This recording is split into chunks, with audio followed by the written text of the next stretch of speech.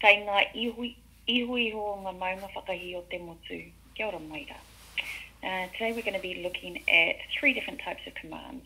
How to say don't do something yet, how to say don't do something, and stop doing something.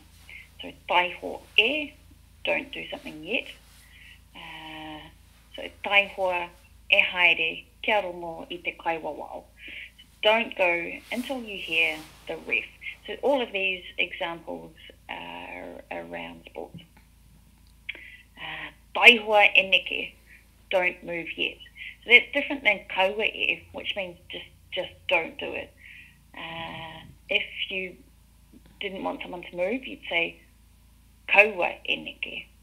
Taihoa neke, don't do something just yet. Some other examples. Kaua puta I te ripa tauarai. Don't go out of the boundary. So all of these are have a kupumahi or a verb, an action following the e. Kaua neke ina pāngia te horere. Don't move if you get tapped by an opponent. Kāti, stop doing something. Kāti oma, kāti whai aho.